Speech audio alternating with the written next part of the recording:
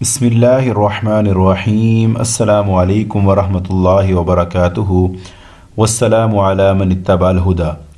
ناظرین کرام، ہمارا یہ سلسلہ قدیم یہودی فرقوں کی تاریخ کی آج دوسری قسط ہے۔ میں ہوں عمر فاروق اور اپنے channel the light of truth میں ایک بار پھر آپ کو خوش آمدید کہتا ہوں۔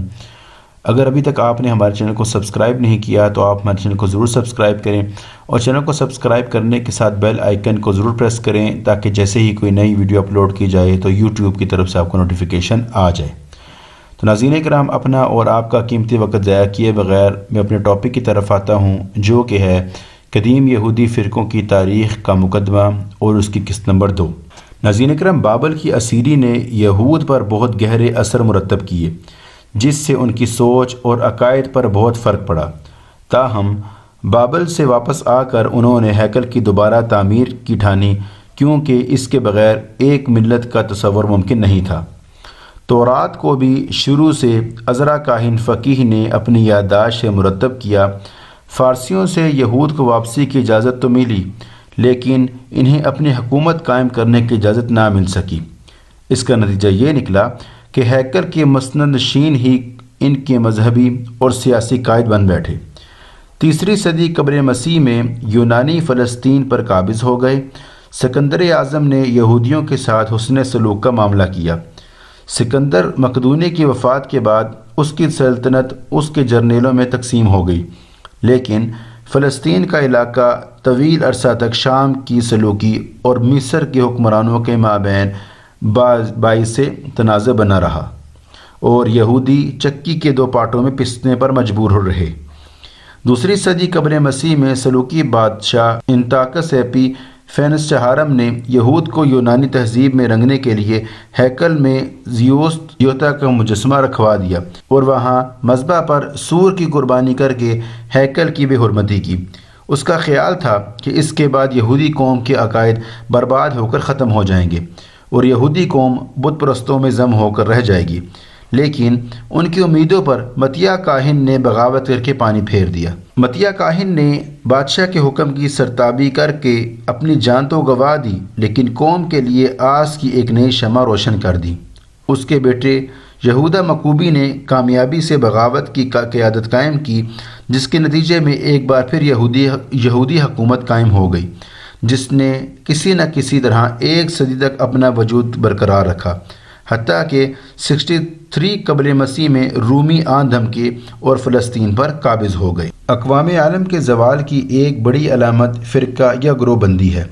یہودیوں نے ہشمونی خاندان کی زیر قیادت اپنی حکومت تو قائم کر لی، مگر اپنے اندر وحدت ملی نہ کر سکے۔ مکوبی تحریک سے یہودیوں کی بہت سی امیدیں وابستہ تھیں، اور انہوں نے دل و جان سے اس تحریک کا ساتھ بھی دیا اور بے شمار قربانیاں دینے کے بعد کامیابی بھی حاصل کر لی تھی، لیکن ہشمونی حکومت کے دور میں حکمرانوں کی غلط پالیسیوں اور ناپاک عزائم کی وجہ سے یہودیوں میں فرقہ وارانہ تقسیم مزید گہری ہو گئی اور مختلف فرقے وجود میں آئے۔ ہشمونی خاندان بنیادی طور پر کاہنوں کا خاندان تھا۔ جب کہانت اور حکومت ایک ہی خاندان میں جمع ہو جائے تو خرابیاں مزید بڑھ گئیں۔ یہی وجہ ہے کہ جب 63 قبل مسیح میں اس حکومت کا خاتمہ ہوا تو اس پر آنسو بہانے کے لیے ایک بھی فرد دستیاب نہ تھا۔ ہشمونیوں کے آنے جانے سے یہودی عوام کو سیاسی طور پر تو کوئی فرق نہیں پڑا، البتہ ان کا دین پارا پارا ہو کر رہ گیا۔ ہشمونی دور حکومت میں سب سے بڑا مسئلہ عدم برداشت کا تھا۔ یہ عدم برداشت سیاسی، دینی اور سماجی ہر لحاظ سے پائی جاتی تھی۔ یہی وجہ ہے کہ یہود میں کچھ فرقے مذہبی، کچھ سیاسی اور بعض سماجی بنیادوں پر قائم ہوئے۔ پہلی صدی قبل مسیح اور پہلی صدی عیسوی کا دور ان باہم فرقوں کے باہمی اختلاف کا دور تھا، اور یہودیوں میں گروہ بندی عروج پر تھی۔ اسی گروہ بندی کے دوران بہت سارے جھوٹے نبی اور مسیح کا دعویٰ کرنے والوں نے سر اٹھایا۔ مختلف قوموں کی مسلسل غلامی نے یہود کے ذہن سے حقیقی دین موسوی کھرچ کر پھینک دیا تھا، اور اب وہ فقط نام کے یہودی اور انسانی تعلیم کے پیروکار بن کر رہ گئے تھے۔ اصل تورات کی گمشدگی کے بعد حافظے کی مدد سے لکھی گئی تورات بھی جا بجا تصریفات اور اضافہ جات سے محفوظ نہ رہ سکی تھی۔ اپنے عقائد کو سہارا دینے کے لیے تحریفات اور فرضی کتب لکھ کر انبیاء کرام سے منسوب کرنے کا ایک نیا سلسلہ شروع ہو گیا تھا، جس سے نئے نئے عقائد وجود میں آنے لگے تھے۔ جب یہی دنیا یہودیوں کا مطمع نظر ٹھہری تو آخرت اور جزا سزا کے عقائد کتاب مقدس سے ختم ہو کر رہ گئے۔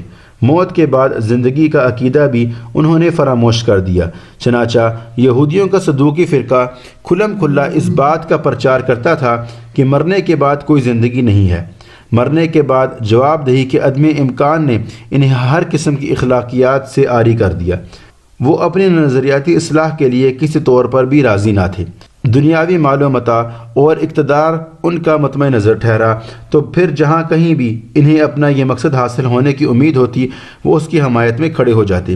وحی الہی کی برکات سے کوسوں دور فرقوں میں بٹے یہودی حکومت کے حصول کے لیے جھوٹے مسیح کا دعویٰ کرنے والے جوگ در جوگ کھڑے ہونے لگے اور یہ لوگ ان کا ساتھ بھی دینے لگے۔ انہوں نے ان سے بڑی بڑی امیدیں باندھنا شروع کر دیں، جس کا نتیجہ 70 عیسوی میں یہودیوں کے ہاتھوں ہیکل اور یروشلم کی مکمل تباہی اور بڑے پیمانے پر یہودیوں کی قتل عام کی صورت میں ظاہر ہوا۔ یہودیوں کی اس بدترین تذلی کے دور میں سیدنا عیسیٰ علیہ السلام کی آمد ہوئی۔ انہوں نے بنی اسرائیل کو ان کی اخلاقی اور پستی کی جانب توجہ دلائی تو یہ لوگ بجہت اپنی حالت سدھارنے کے اور اپنی کم فہمی کے باعث حقیقی مسیح علیہ السلام کو نہ صرف تسلیم کرتے بلکہ ان کے بھی منکر ہو گئے اور انہیں جان سے مارنے کے درپے ہو گئے۔ سیدنا عیسیٰ علیہ السلام کی بعثت یہود کی بحالی کے لیے آخری موقع تھا، مگر جب وہ اپنی ناعاقبت اندیشی سے یہ موقع بھی گنوا بیٹھے تو سیدنا عیسیٰ علیہ السلام نے انہیں واضح طور پر تنبیہ کی کہ عنقریب اس شہر میں کسی پتھر پر پتھر باقی نہیں رہے گا اور تباہی اور بربادی اس شہر کا مقدر بن چکی ہے۔ چنانچہ ان کے آسمان پر جانے کے فقط 40 سال کے اندر یہودیوں نے رومیوں کو یہ موقع فراہم کر دیا۔ انہوں نے طیش میں آ کر ارض مقدس کو خون سے لال کر دیا اور یروشلم کی فتح کے بعد یہود کا اجتماعی قتل عام کیا گیا اور ہیکل کو بھی مسمار کر دیا گیا۔ اس کتاب میں بھی یہودیوں کے زوال مسلسل کی داستان کا جائزہ لیا گیا ہے، تاہم اس کا زمانہ حضرت ابراہیم علیہ السلام سے لے کر 70 عیسوی میں اندہام ہیکل تک محدود ہے۔ اس تاریخی عہد کے انتخاب کی ایک وجہ یہ بھی ہے کہ اس دوران بنی اسرائیل میں مسلسل انبیاء کرام کی آمد ہوتی رہی ہے۔ بائبل مقدس گواہ ہے کہ بہت سے انبیاء کرام کو یہودی حکمرانوں نے قتل کروایا تھا، لیکن یہودی عوام نے ان مقدسین کی دردناک شہادتوں پر کوئی بھی آواز نہیں اٹھائی۔ یوں قتل انبیاء جیسے جرم کبیح کی یہودی قوم اجتماعی طور پر مرتکب ہوئی۔ سیدنا یسوع مسیح علیہ السلام مسیح نے اسی بنا پر انہیں انبیاء کرام کے قاتلوں کے فرزند کہا تھا۔ ماضی قریب تک سیدنا عیسیٰ علیہ السلام کے بارے میں یہودی یہ دعویٰ بڑے فخر سے کرتے رہے ہیں کہ ہم نے ہی انہیں قتل کیا ہے، یعنی کہ عیسیٰ علیہ السلام کو، لیکن 1965 کی دوسری ویٹیکن کونسل کے بعد سے صورتحال میں تبدیل آ گئی ہے اور عالمی سطح پر یہودی عیسائی سیاسی کتھ جوڑ نے انجیلی حقائق پس پش ڈالتے ہوئے قتل کی ذمہ داری رومیوں پر عائد کرنا شروع کر دی ہے۔ بدترین غلامی اور خدائی تعذیب میں مبتلا ہونے کے باوجود یہود اپنی اس باغیانہ اور مجرمانہ روش سے باز نہیں رہے۔ نبی کریم صلی اللہ علیہ وآلہ وسلم کے زمانے میں بھی یہ شریر فطرتی اسی طرح بام عروج پر تھی جس طرح انبیاء اسرائیل کے زمانے میں تھی۔ غزوہ خندق کے نازک موقع پر معاہدے کی خلاف ورزی کرتے ہوئے کفار مکہ کے ساتھ مل کر انہوں نے یہ سازشیں کی۔ کبھی رسول اللہ صلی اللہ علیہ وآلہ وسلم کو زہر دے کر شہید کرنے کی ناپاک جسارت کی گئی تو کبھی پتھر سے کچل کر مار دینا چاہا۔ یہود نے نور حق کو مٹانے کا کوئی موقع ہاتھ سے نہ جانے دیا، لیکن اللہ تعالیٰ نے ان تمام مکروہ تدبیروں کے باوجود اتمام نور کا اپنا وعدہ پورا کیا۔ پہلی صدی عیسوی کا زمانہ اس لحاظ سے بھی اہم ہے کہ اس میں اولو العزم من الرسل سیدنا عیسیٰ علیہ السلام مبعوث ہوئے۔ ان کی بعثت رومی مشرکوں کے خلاف خطرے کی علامت تھی، تو دوسری طرف رومیوں کے اعلیٰ کار بنے یہودی مذہبی پیشوائیت کو بھی ان سے سنگین خطرات لاحق ہو گئے۔ انجیلی واقعات کو اگر تاریخی تناظر اور عقیدت المسیح کے پس منظر میں دیکھا جائے تو پس منظر میں چھپی ساری تصویریں واضح ہو جاتی ہیں کہ کس طرح سیدنا عیسیٰ علیہ السلام نے اپنوں اور بیگانوں کی شرپسندی کے درمیان اپنا مشن جاری رکھا۔ اس کتاب میں بعض مقامات پر اس حوالے سے بھی تفصیل سے بحث کی گئی ہے، تاہم عیسیٰ علیہ السلام مسیح کو رد کرنے کی سب سے بڑی وجہ یہودیوں کی ممادی خواہشات اور توقعات تھی جو انہوں نے المسیح سے وابستہ کر رکھی تھی۔ پہلی صدی قبل مسیح اور پہلی صدی عیسوی میں یہودیوں میں فرقہ وارانہ باہمی چپکلش عروج پر پہنچ گئی تھی۔ اس باہمی چپکلش میں جہاں ایک طرف یونانی فلسفے کے زیر اثر کتاب مقدس کی نئی تعبیرات اور تشریحات کی جا رہی تھی، وہاں ایک دوسرا گروہ باطنی تشریحات اور توضیحات پر مبنی مقدس ادب کی تشکیل میں مصروف تھا، جس نے یسوع مسیح کی تحریک پر بے انداز اثرات مرتب کیے تھے۔ یوں اس دوران بیک وقت یہودیت کے نئے دو ورژن بھی سامنے آئے۔ ایک ورژن یونانیت مائل یہودیت کہلاتا ہے، جبکہ دوسرا رہبانیت اور غامزیت کا علمبردار ہے۔ دوسرا گروہ رہبانیت اور غامزیت کو جو علمبردار ہے، وہ اپنی پیدائش کے ساتھ ہی بہت تھوڑے عرصے میں منظر عام سے غائب ہو گیا، لیکن اس کا لکھا ہوا لٹریچر تقریباً 19 صدیوں بعد ایک بہت بڑی علمی وراثت کی صورت میں فلسطینی غاروں سے بازیاب ہوا ہے۔ اس لٹریچر کی دریافت نے جہاں یہودیت کی مذہبی تحریک کے بارے میں بہت کچھ تبدیل کر دیا ہے، وہیں مسیحیت کے بہت سے مخفی گوشوں کو بھی واضح کیا ہے۔ اب زیادہ صحت سے مسیحیت کا پس منظر اور اس کے آغاز کے متعلق حقائق کا ادراک ممکن ہو گیا ہے۔ سیدنا عیسیٰ علیہ السلام کا سابقہ ان تمام گروہوں سے واسطہ پڑا ہوا تھا، لیکن یونانیت مائل یہودی دیگر گروہوں کی نسبت اب قدیم یہودیت کے لیے اتنے پرجوش نہیں رہے تھے۔ مادیت پرستی کی وجہ سے صدوقیوں کے متعلق یہ باور کیا جاتا ہے کہ کسی حد تک وہ بھی یونانی فلسفے کے زیر اثر تھے۔ یہی وجہ ہے کہ اناجیل میں یہ لوگ سیدنا یسوع مسیح علیہ السلام کی کھل کر مخالفت پر کمر بستہ دکھائی دیتے ہیں، کیونکہ ان کی تعلیم کا زیادہ زور روحانی پہلوں کی زیر تکمیل تھا، اور یہ بات مادہ پرست صدوقیوں کو کسی طور پر قبول نہیں تھی۔ یہی وجہ ہے کہ انجیل میں مقدمہ یسوع کے وقت صدوقی فرقے کے لوگ پوری شدت اور نفرت کے ساتھ یسوع مسیح کو سزا دلوانے کے لیے متحرک دکھائی دیتے ہیں۔ ایسے یونانیت زدہ یہودیوں کی ایک بڑی تعداد ان لوگوں کی تھی جو فلسطین کے بجائے رومی سلطنت پر مختلف شہروں میں آباد تھے، اور یونانی تہذیب و ثقافت سے اتنے متاثر ہو گئے تھے کہ اپنے آبا کی روایات سے منہ موڑ چکے تھے۔ ان لوگوں میں وہ رومی نو مرید بھی تھے جو ختنہ کروا کر یہودیت قبول کر چکے تھے۔ اس سارے منظر عام میں یہودیوں کو نظر انداز نہیں کیا جا سکتا، جو پہلی صدی عیسوی میں ارض مقدس پر قابض تھے، اور یہودی ان کے غلام میں زندگی بسر کر رہے تھے۔ حیرت انگیز طور پر انجیل نویسوں نے رومیوں کے متعلق معلومات فراہم کرنے کا کوئی بھی التزام نہیں کیا۔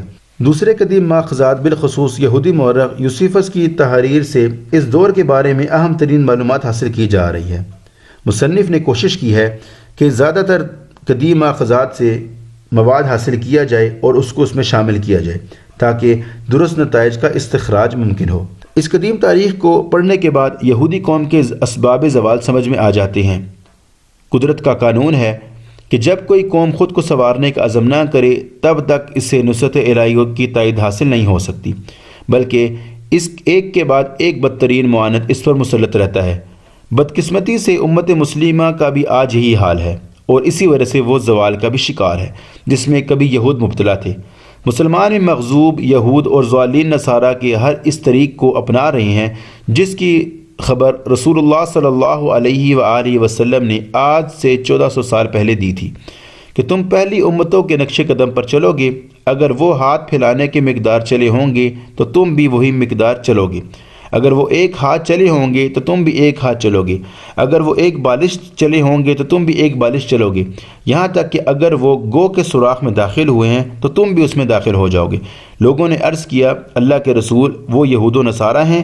تو آپ صلی اللہ علیہ وآلہ وسلم نے فرمایا، تب اور وہ کون ہو سکتے ہیں؟ تو ناظرین کرام، یہ تھی ہماری آج کی ویڈیو۔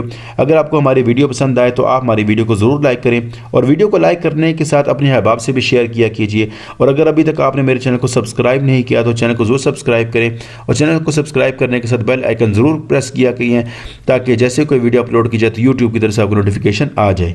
اگلی ویڈیو تک کے لیے میں آپ سے اجازت چاہتا ہوں۔ السلام علیکم ورحمۃ اللہ وبرکاتہ۔